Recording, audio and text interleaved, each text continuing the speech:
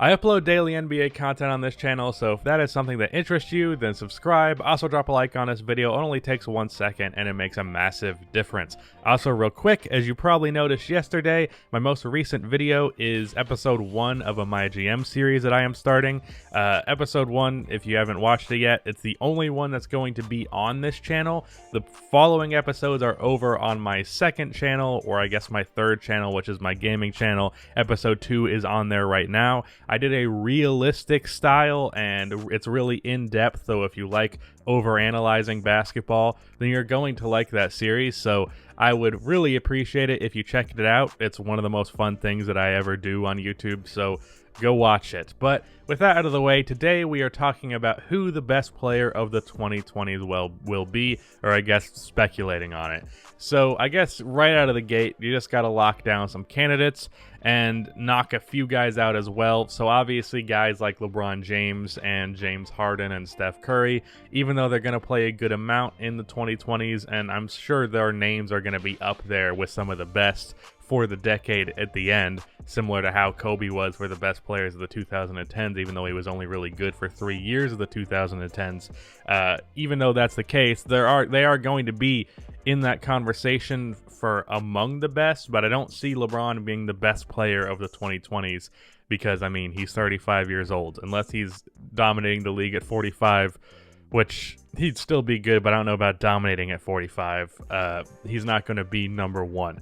So a lot of the older guys are out of the way. There are some guys like Anthony Davis and Kawhi Leonard who could still be in this conversation. Kawhi has his injury problems, and AD has injury problems as well, but they're not as risky long-term as Kawhi Leonard's are, so that could be a thing. It could not be a thing. I'm not entirely sure. And then, although they are older already, they're like both, I think Kawhi is 28, 27, something like that. Anthony Davis is not far from that, so these guys are more established in the league, and they're not that young, so they're not old, but they're also not young by NBA standards. So I do think they'll be in the conversation, but I also don't think they're going to be the top of that conversation. So let me just list out the candidates. I mean, you can see them on the court. Really, I think it's between 3 players right now. One of them is highly speculative. The other 2, I think, are safer bets. The safer bets being Luka Doncic and Giannis Antetokounmpo, and then Zion Williamson being the not-so-safe bet. And then there's also Jason Tatum in this conversation as well. There are other guys, other younger players that I think could be here. I mean, Nikola Jokic, I don't think he's ever going to reach top player in the league ever, so that's going to hold him back from being in this conversation. His teammate Michael Porter Jr., I mean, he'd have to really round out his overall game outside of just his offense, because if you think about it, Michael Porter Jr. is a slightly taller Jason Tatum who doesn't play any defense and can't play make worth the shit.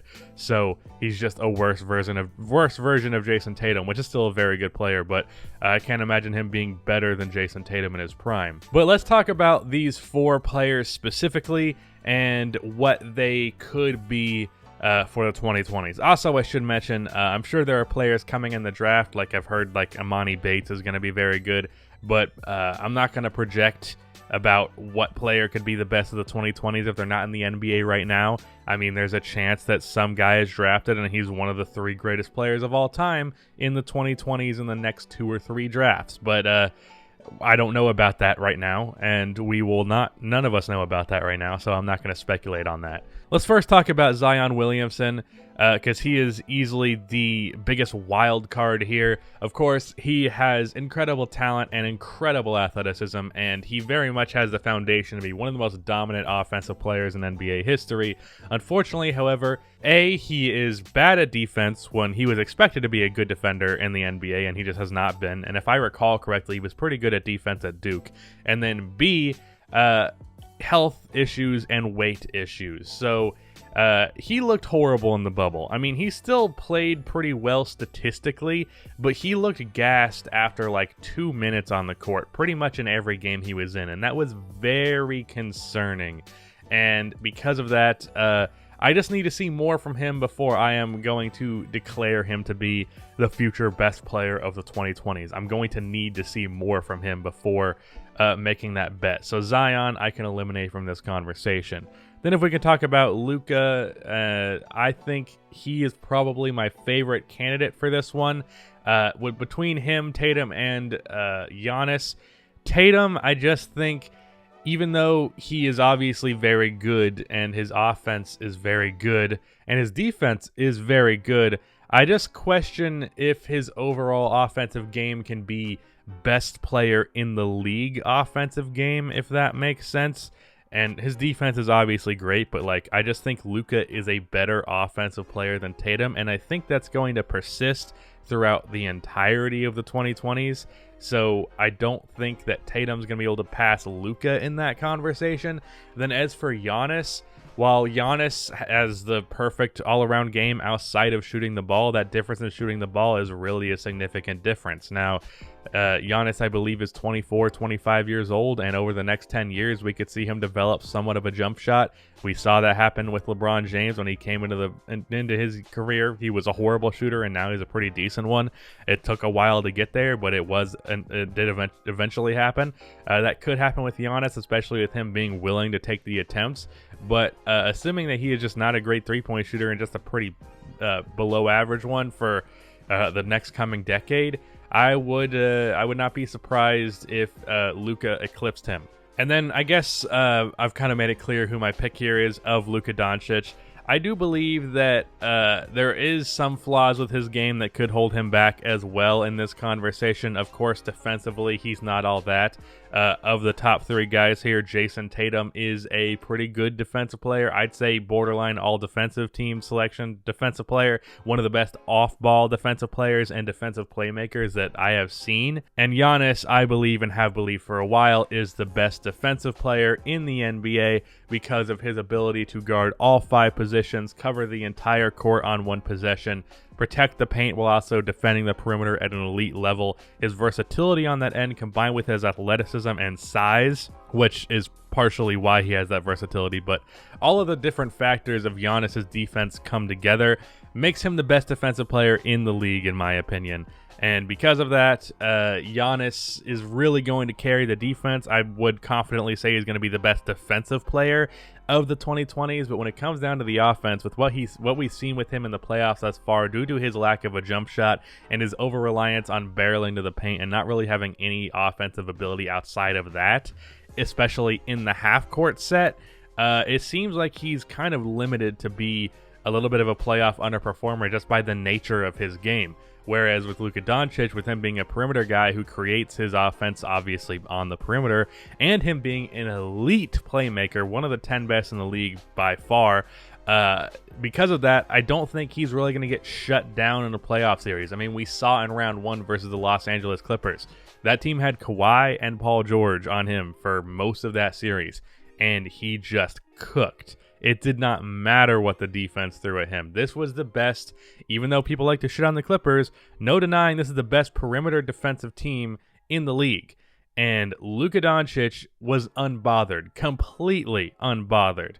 And yeah, that game winner was a stupid switch, and Reggie Jackson should not have been on him, but that wasn't the only play of the damn series. The guy had like a 40-point triple-double, I think 2 times. He was just destroying the Clippers, and I think that's evidence of the kind of playoff performer he's going to be throughout his entire career. I'm sure he'll have his ups and downs, but overall, I'm expecting a lot of ups. And with him being a perimeter-oriented big forward, guard, whatever you want to categorize him, as the NBA has gone in the direction it has, guys who shoot a lot of threes, guys who are dynamic offensively and can play make, guys who are really good at getting to the basket and drawing fouls, and guys who are big in the 6'8" range tend to be the best players in the league. In the case of Giannis, he is unfortunately not a forward, or not a playmaker rather, and not a guard.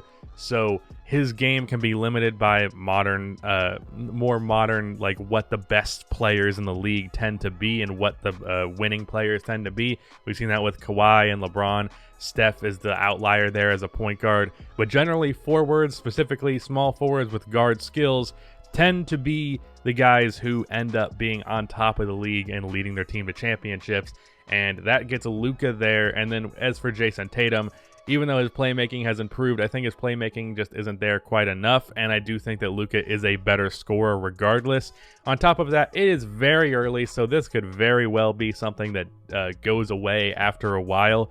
But speaking of going away, early on to his star career this season, in the playoffs specifically, Jason Tatum showed signs of just kind of being able to disappear from a game, and that's not a good look. Of course, again, this is his first year as like a borderline superstar level player, and it could just be a thing that goes away after a few years, or maybe even just 1 year, or maybe it's gone now.